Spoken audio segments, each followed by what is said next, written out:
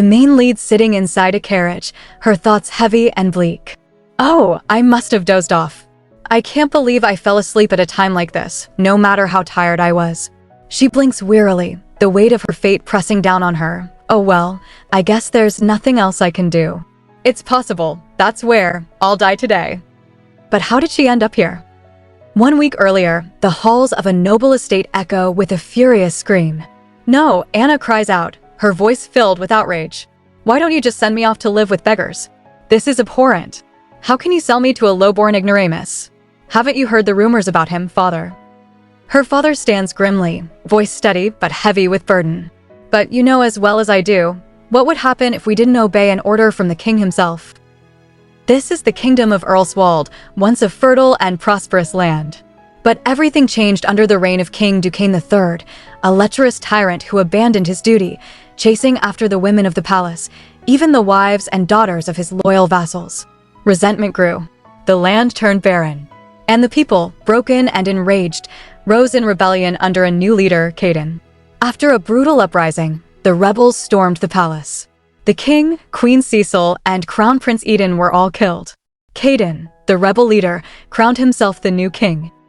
In a shocking move, King Caden elevated a commoner knight, the war hero Eli, to the rank of duke.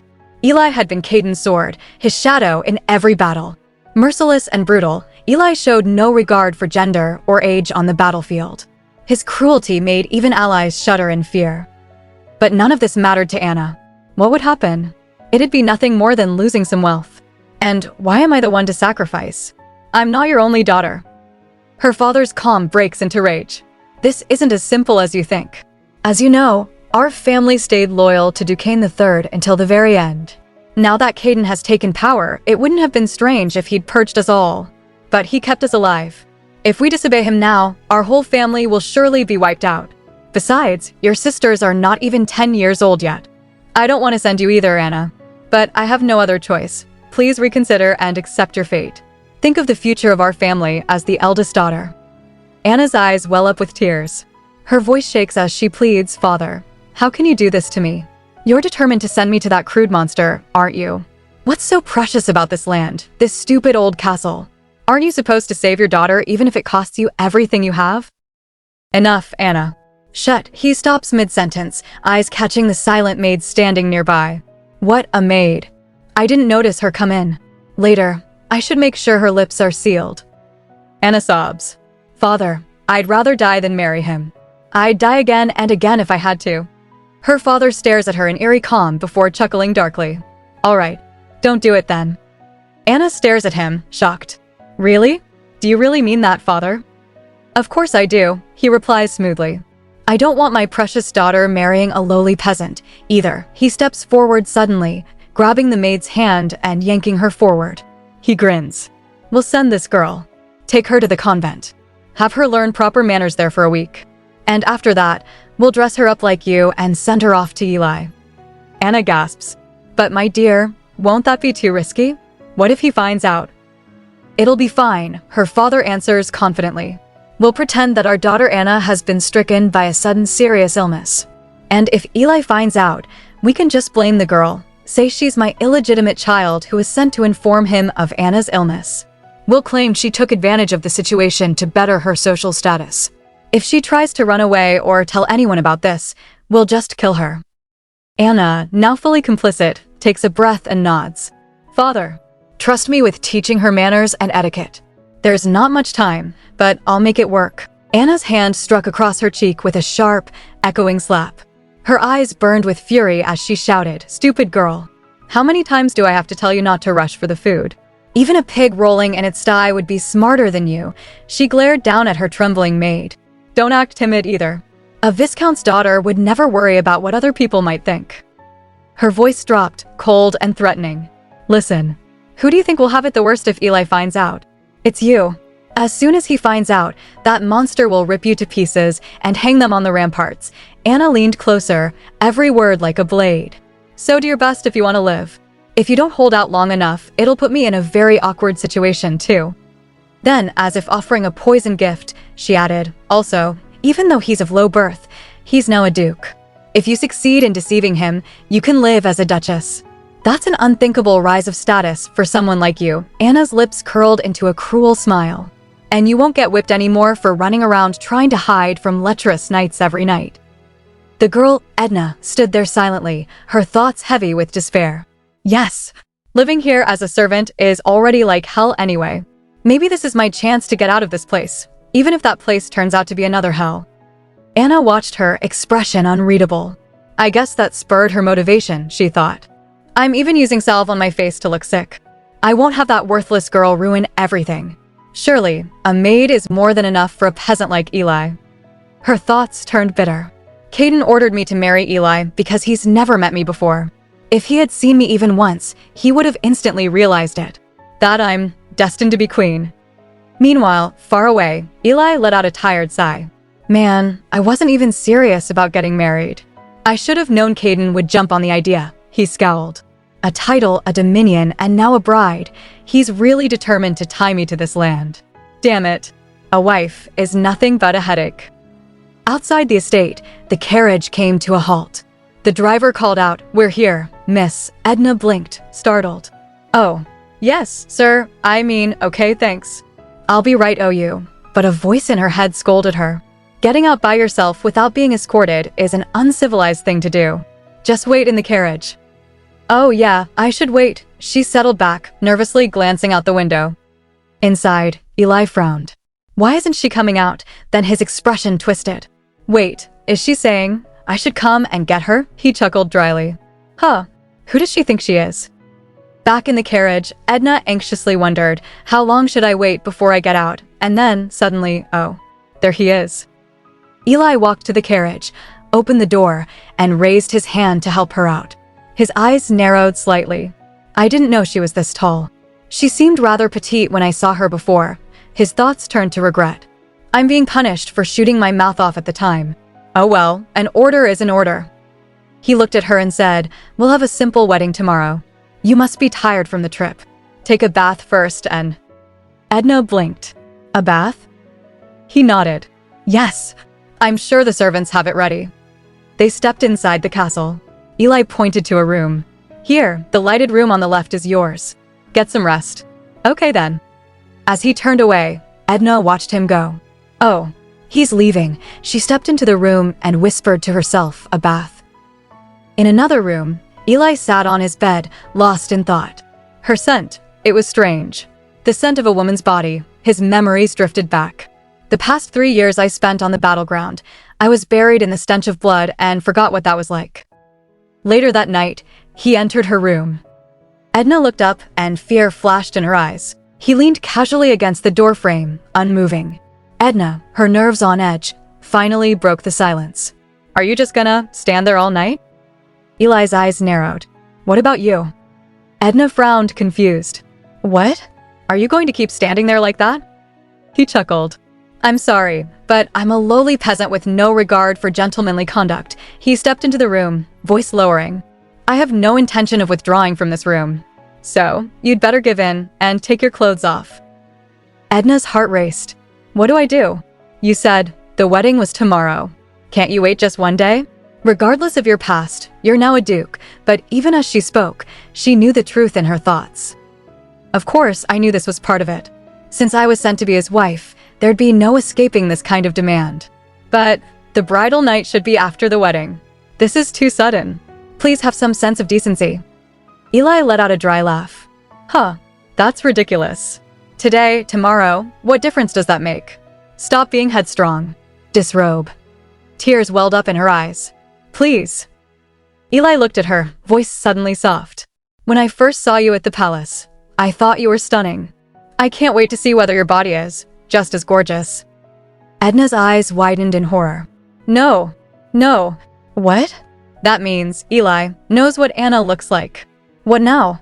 What do I do? If I get caught right now, is that it for me?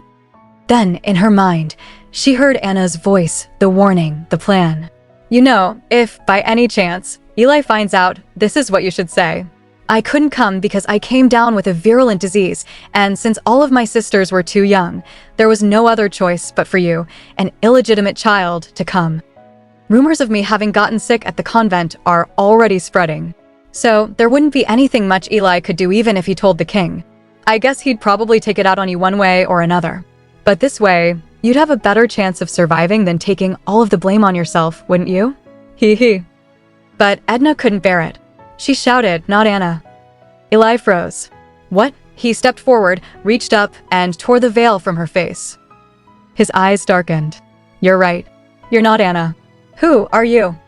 Trembling, Edna whispered, I'm Viscount William's illegitimate daughter, Edna. I didn't mean to deceive you, but Anna's critically ill, so I was obliged to come instead. Eli chuckled bitterly. Didn't mean to deceive, you said? Coming here in a wedding dress, with your face covered with a veil, too? Unbelievable. All right, I give you that it was very noble of you to sacrifice yourself. His tone shifted as he grabbed her face, eyes narrowing. Nonetheless, it was a terrible choice, Edna. I'm sure you've heard the rumors about me. Weren't you afraid? Edna lifted her head, voice steady. Those rumors were meaningless to me. I had no other choice anyway. Eli paused. This girl, she's keeping herself surprisingly calm despite the situation. Does that mean she was ready for this? He asked coldly. Are you a virgin? A peasant like myself marrying a noblewoman was an absurd idea anyway. A bastard could be a much better match. Your face isn't half bad, either. I like it just as much as Anna's. Edna blushed but met his gaze. If I'm a virgin, then will you accept me? He gave a dark chuckle. Accept you? As my wife? Or for my nightly pleasure? Anger sparked in her eyes. Both. I want to live if I can. There's nothing I fear more in the world than death. So answer me. If I'm a virgin, will you accept me? Or will you kill me? Eli looked at her for a long moment, then his voice softened. I don't like the way you talk. But still, it's a lot more amusing than a load of crap about how you'd rather die. And in that moment, Edna made a silent vow. Yes, I will survive. No matter what. I must. The next morning, Edna slowly sat up from bed. She tied her hair back, exhaled, and glanced toward the window, letting the early light wash over her face. Meanwhile, in another room, sunlight pierced through the curtains, falling directly into Eli's eyes. My eyes. Damn it. Who the hell left the curtains drawn? I can't sleep because of the sunlight, he grumbled, until he suddenly froze. Wait, drawn curtains. He sat up sharply, glancing around. His clothes, shoes, and sword were all still perfectly in place. But his expression darkened. He grit his teeth. What the? Who dared to come into my room? His thoughts narrowed. There are only a handful of servants left in the castle. I can't imagine any of those wimps had the guts to do this. Then, memories from the night before came flooding back. Answer me. That girl, I didn't think she'd really be a virgin. I had no doubt she was lying. I treated her too roughly based on that assumption. He frowned. Hasn't she come out of her room yet? Well, I'm sure when she's read. But his steps came to a sudden halt. Standing there, in front of him, was Edna. Not crying, not broken. Not even in bed. Lo and behold, I thought she'd still be in bed, crying her eyes out. He stared at her, almost impressed. She's quite a character. His brow furrowed slightly. This is odd. I thought the king's order was for me to take a wife. The Viscount must have been confused and sent me a maid instead. Wouldn't you say? He let out a dry laugh. Huh. He stepped closer and said, Anyway, this is utter disrespect for me on his part, sending you dressed in such rags. His voice held a biting edge. I hope that's not what you're wearing to our wedding. Edna fired back without hesitation. You tore off the dress I was supposed to wear at the wedding. His eyes narrowed. Are you talking back to me? I thought I made it clear yesterday that I didn't like that way of talking. What then? Edna shot back. Should I ignore you? Eli's lips twitched slightly. I already knew it yesterday, but she's definitely something else. She's like a lion cub with all her claws out. When we go to the village, we should get you a new dress first. You can't get married in a torn dress. And the one you have on right now is even worse. She blinked in surprise. Why? He raised an eyebrow. Why what? I promised you yesterday. But her voice softened as she looked away. But that's my problem. If you marry me, you'll be slighting the king. I don't know why you'd take such a risk too. Eli cut in firmly. First of all, I wasn't serious about wanting to marry Anna. I made a joke cause she had a pretty face. And what the king wants is for me to marry and settle down. He won't care if it isn't with Anna. Lastly, I'm a man of my word. I do what I say. He paused. HM? You. His eyes studied her face. Your face, it's a bruise. Did they beat you 'cause you're a bastard? Edna shouted. It wasn't like that. And it's none of your business. Eli frowned. Are you ashamed that you were beaten? You are one proud bastard, aren't you? His voice lowered. Fine. From now on, at least in this castle, something like that will never happen. He turned, voice more businesslike now. We should eat first. We should make haste. There's a lot to do today. Edna stood still for a moment, watching him. At that moment, I really looked at his face for the first time. A war hero, a death lord, a man-butcher.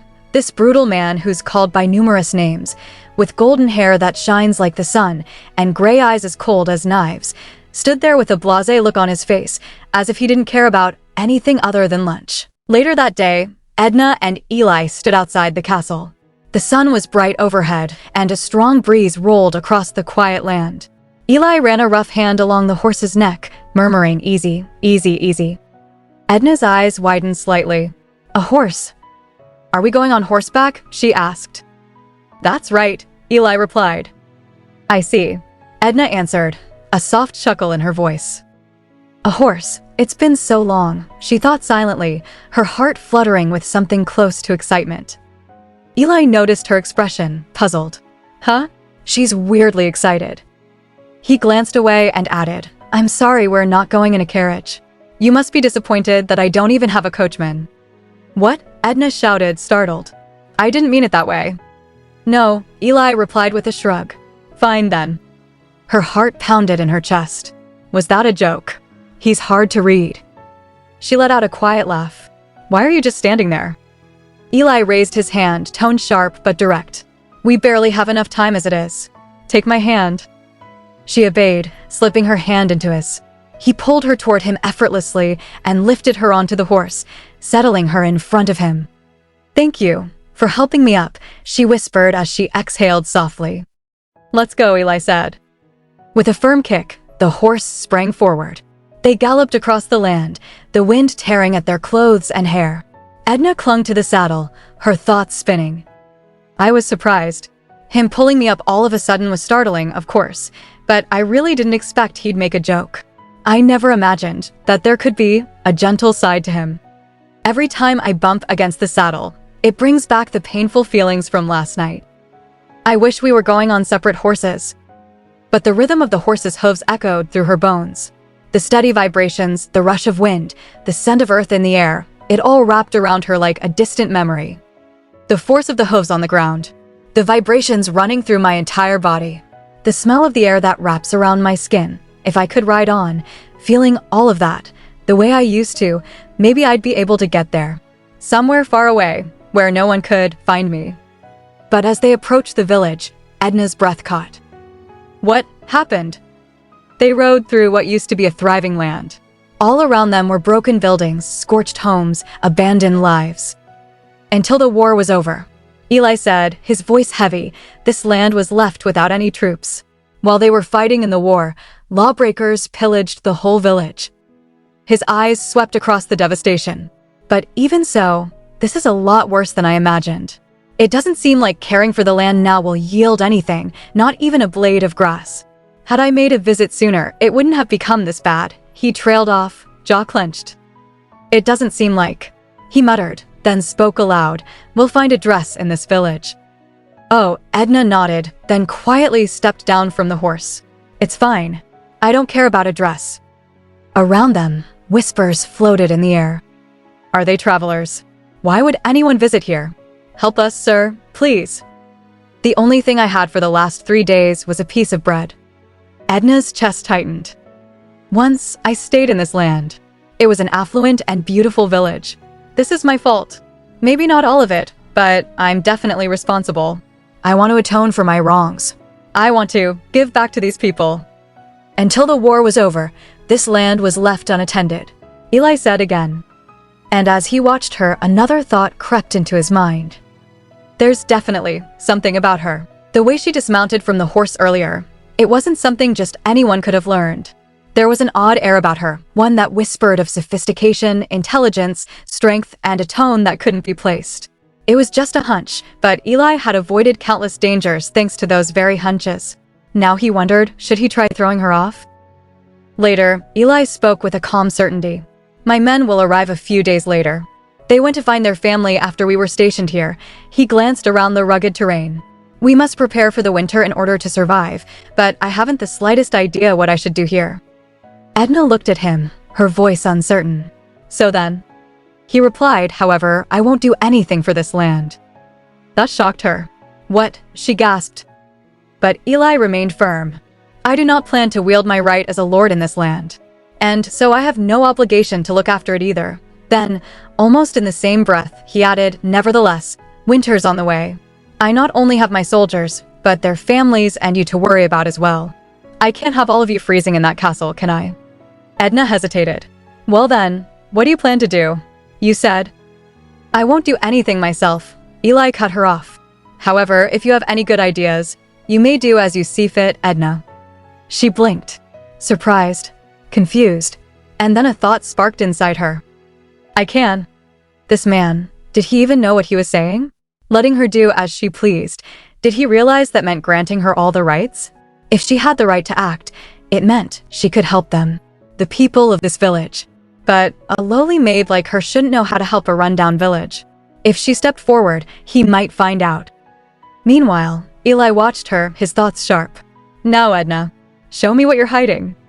And Edna, heart pounding, thought to herself, I'm dead if he finds out. There won't be a second chance. Still, I want to help them. With sudden resolve, she smiled and asked, when will we hold our wedding? Eli raised a brow, startled. Wedding? With that dress of yours. But Edna didn't flinch. I said I don't need a dress. I need justification.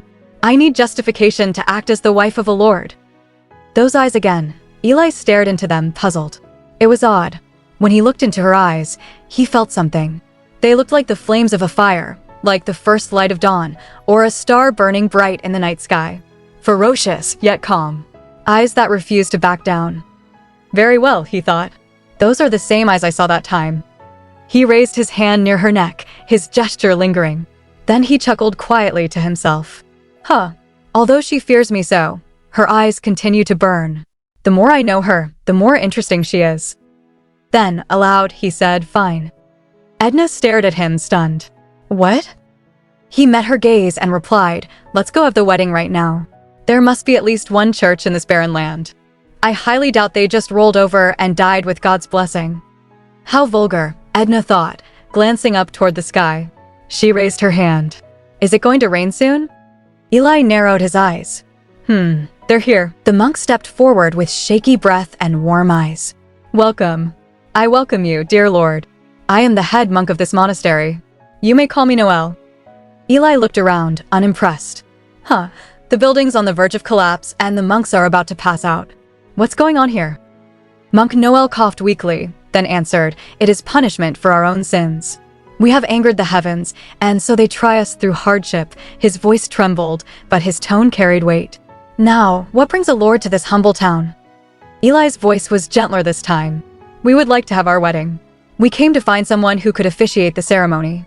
Well, that is, if you have the energy to speak. Of course, I will compensate for a wedding mass. But inside, Eli's thoughts were sharp. His question seems hostile. It's not like they ever cared before. They wouldn't even notice if the wind blew up there. But if I offer my service for your wedding, despite being an old and feeble man, the monk interrupted, what will you do for our monastery in return? Eli narrowed his eyes. What will I do? Noel didn't flinch. If you might allow us, we would like to collect money from the village to rebuild this monastery. After all, we are the servants of God. So we must be able to feed ourselves. Wouldn't you agree? Without a word, Eli unsheathed his sword and slashed across the monk's face. Father, the other monks cried in horror. Eli's voice rang out like thunder. You want to collect money? In this town, his fury was unrestrained. I saw plenty of your kind on the battlefield. Those self-proclaimed disciples of God who ignored the bloody cries of the people and locked the doors to their monasteries. You want to collect money from the people instead of praying for an end to their pain. He glared at them, unrelenting. Right? What do you think I'll do? I said, what do you think I'll do for you lasses? Edna stood frozen, watching him. It's true. After running away, I had nowhere to go. So I ran to a monastery first. But the monks turned me, a person who had nothing to offer, away. I ended up wandering the streets, then got captured by some ruffians and sold as a maid. Her chest tightened. Then, when Anna left for the monastery, they gladly offered her their best room. What a convenient faith. She remembered the alleys. The alleys are full of starving children, yet they avert their eyes and seek gold. How can they call themselves disciples of God? But Edna reached out and gently tapped his hand. Please, calm down, my lord. Everyone is starving after the extended war. No one can remain graceful under the strain of such hunger. Her thoughts raced. The cardinal may seek out the culprit if a monk is killed. Even the king cannot stop an investigation ordered by the cardinal. She spoke again, firmer this time.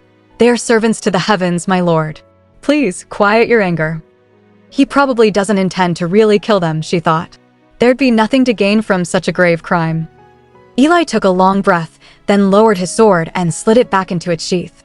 Let's go. Edna sighed with relief and turned back to the shaken monks. Are you all right?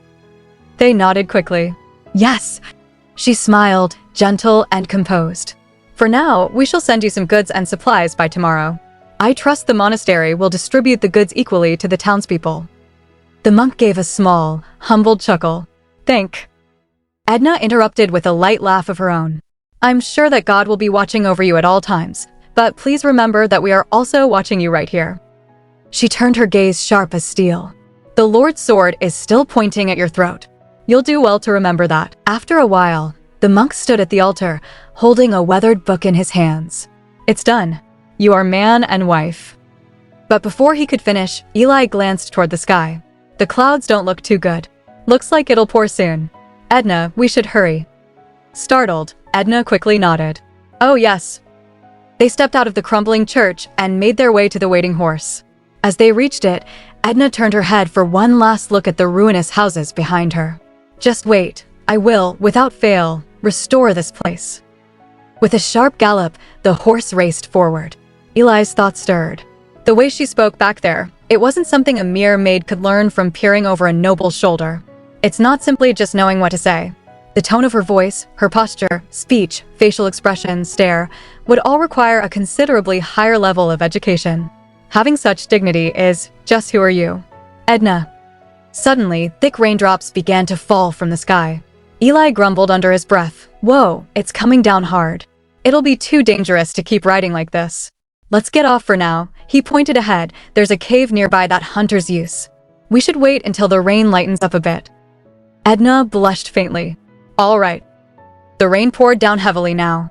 Soaked and breathless, they found shelter in a rocky tunnel. Eli struck stone against stone, coaxing a fire to life. I would have just ran back to the castle if I had been alone. How tedious. Edna blinked, her voice soft. Sorry, this is my fault. Then again, even if you had been alone, you could still fall off the horse. Eli sighed, rubbing the back of his neck. You really can't let a single thing slip by, can you? Well, you're not wrong. A sudden sneeze broke the silence. Edna shivered. Eli turned to her, his tone unexpectedly gentle. Don't just sit there. Take off your clothes. Edna's eyes widened. What? He held up his hand calmly. Don't worry, I'm not trying to do anything. Luckily, bandits haven't pillaged this place yet. There are some blankets here, so we can keep warm while our clothes dry. Edna hesitated, her voice small. But Eli didn't let her finish. I don't want to be a character in some tragedy about my wife dying of fever on our first night. Take them off yourself before I do it for you. Embarrassed and flushed, she muttered, Fine. I'll get undressed. She slowly peeled off her soaked clothes. Eli turned, and then his eyes caught something. Whip scars. They trailed across her back like fading echoes of pain. Is that why she didn't want to undress? Without a word, he grabbed a blanket and gently draped it around her shoulders. Edna blinked and gave a soft, grateful chuckle. Oh, thank you. Was he trying to make me feel better? She wondered silently. For some reason, when I'm with him, I feel myself returning to the person I used to be. Full of pride, confident, and living a lie. I thought I had already let go of my past. And then, a sudden voice echoed through the tunnel. Over there. Ha ha ha. Prince Eden. The late king, Duquesne III, was an unprecedented tyrant. He twisted the governing laws to suit his desires, took women as he pleased, and bled the people dry. He grew bored easily and discarded things just as quickly, his queens being no exception. One was already dead, the other banished to her homeland. Then came the third queen, Cecil, royal princess of Beowald. This woman was Edna's mother. As nobles gathered in the royal garden, they chattered excitedly. "Prince Eden, did you see? There, in the garden, dear me, the roses are in full bloom. Not to mention winter's on its way. Isn't it incredible?" Queen Cecil stood nearby, elegant and composed. "Indeed, that is quite magnificent.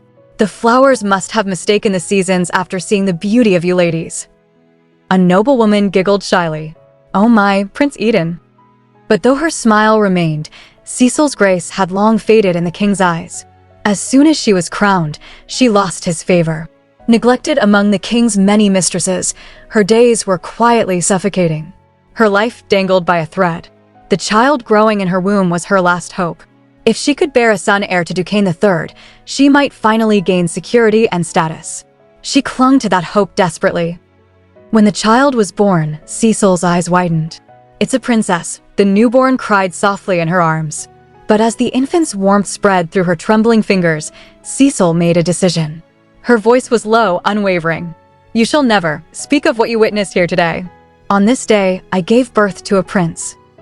The midwife blinked, stunned. "My queen." Cecil had chosen to hide the truth. Because the life of a royal daughter was cold and cruel.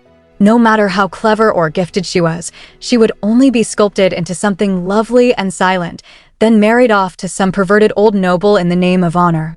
Cecil was exhausted by it all. "I will not allow you to live such a life," she thought. "When that lunatic Duquesne III dies, this land will be yours to rule. That is the only hope you and I have for survival in this castle. You can blame me for being a selfish mother. Edna." And so began Edna's life as Eden. Under her mother's watchful eye, the prince's education was strict and relentless. The days were difficult, demanding, but Edna was a brilliant child, quick to learn, sharp with a sword, and quietly observant. Life as Eden became second nature. 16 long years passed. In a grand arena, blades clashed. The crowd erupted, the winner is Prince Eden. Edna had grown into a prodigy, with no equal in wit or strength. Back at the castle, Cecil smiled as she greeted her child. "You won a duel against Sir Derek." "Yes, I was fortunate," Edna replied. "There's no need to be humble," Cecil said softly. "He's a renowned knight best known for his skill in swordplay. If you've defeated such an opponent, your skills must be at such a level as well." Then her gaze darkened just slightly. "However, you cannot win by strength alone. We must find a way to make up for that. Hopefully it will be covered with practice, but you're still..." Cecil didn't finish the sentence. But Edna already knew. A woman. Her mother's voice rang again, more serious now. "Don't forget, Edna. You're a woman and no one can ever know of that. Your true name is Edna, but no one may ever know you by that name. Someday you shall rule over this land as a woman.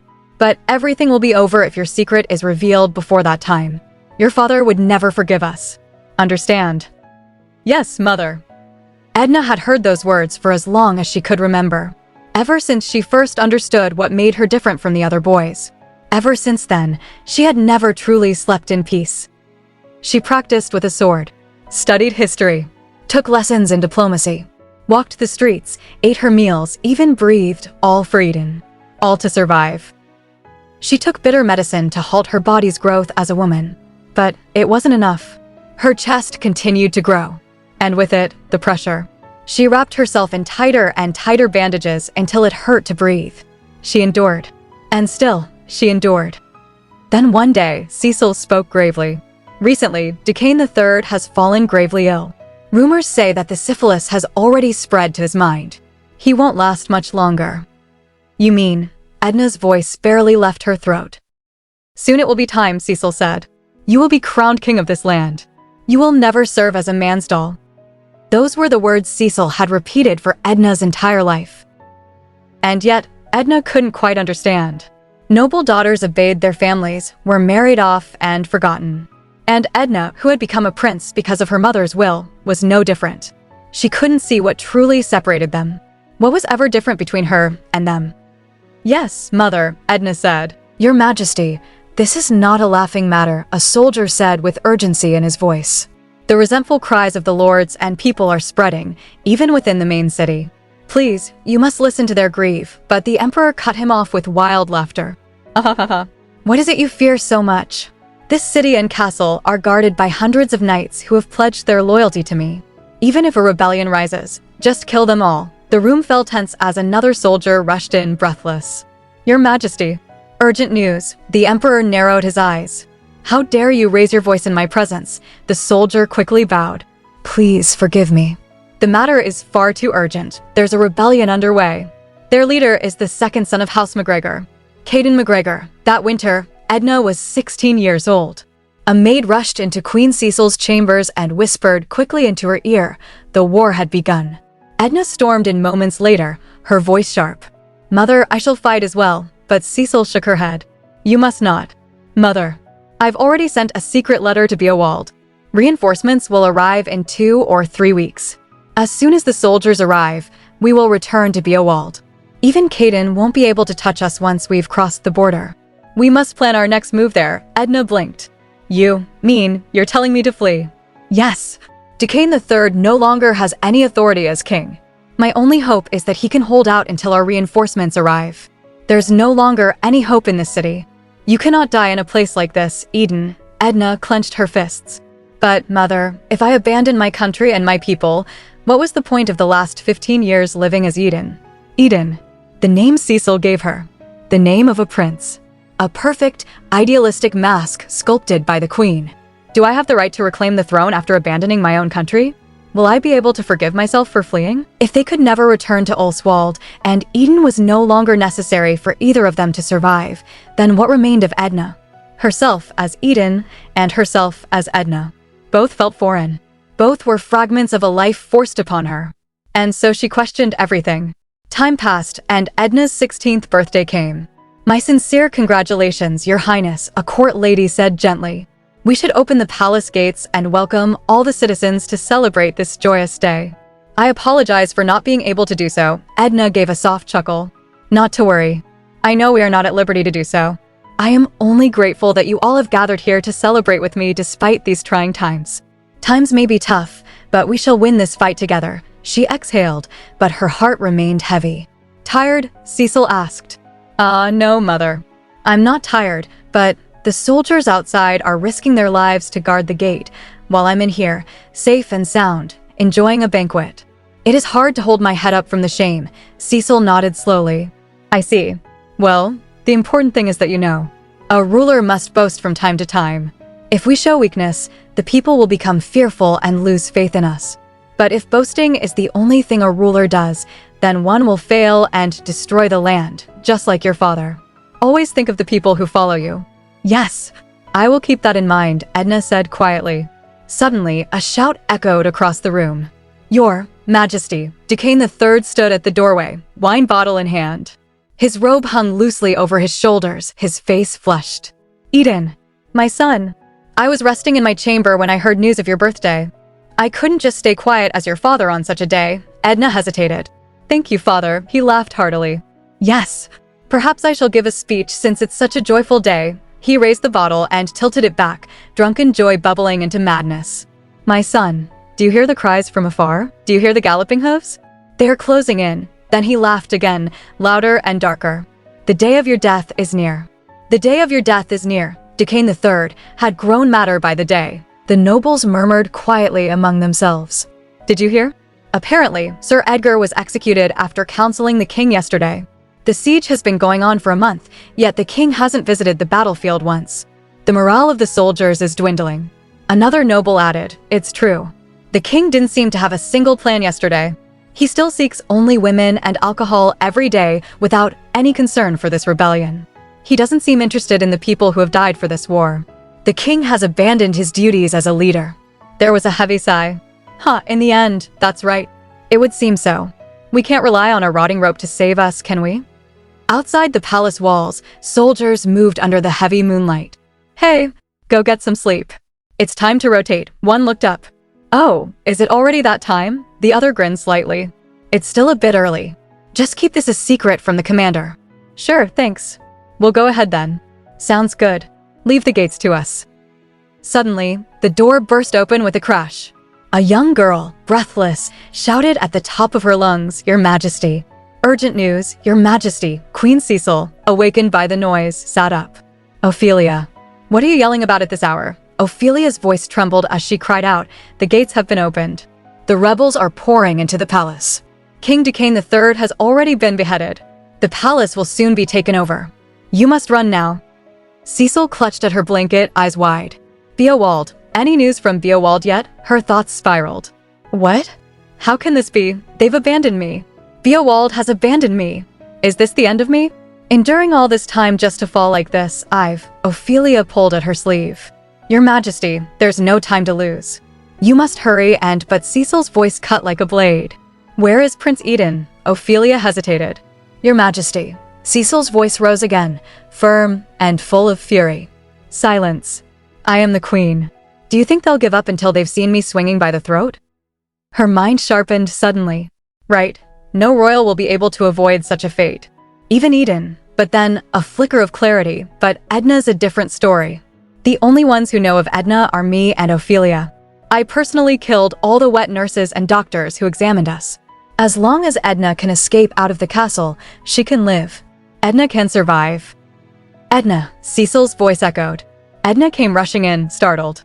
"Mother." Cecil grabbed her hand with urgency. "Edna, take off your clothes right away." "Pardon?" "Mother, there's no time for this. You must hurry and escape through the hidden." Edna froze. She called me Edna, even with all these people watching. Cecil didn't hesitate. "No, you are the only one who will escape." "Edna," she turned to a nearby maid. "Sione, give her your clothes. No one can continue on the same path once they grasp power. Edna, you must survive and watch what happens." "Mother." "Mother." Edna's voice trembled, but Cecil was resolute. "Watch how that bloody throne consumes Caden." "Mother, Cecil shoved the clothes into her arms.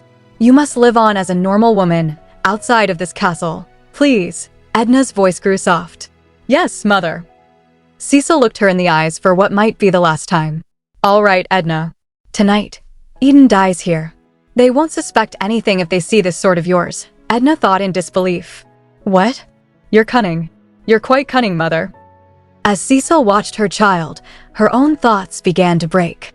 "Actually, when I think about it now, you were never able to live your life as your own due to my ambition. I killed all those people and sacrificed you, all for something so worthless that would crumble in the end. I was such a fool." Cecil whispered her final words. "Sorry for everything. Be happy, my child," and with that, she pushed Edna away. Edna stumbled, her voice ringing out. "Mother, no, Mother." From the other side, Edna banged against a locked door. "Open it. Please open this." Outside, Cecil composed herself, giving orders. "Gil, hold this." "Yes, Your Majesty." Turning to the nobles who had gathered, she addressed them one final time. "And all of you, I'm sorry things have to end like this. I will gladly accept any punishment in hell. But no one must know that Edna is alive." Her final thoughts clung to the warmth that once changed her heart. "This is my final selfish wish.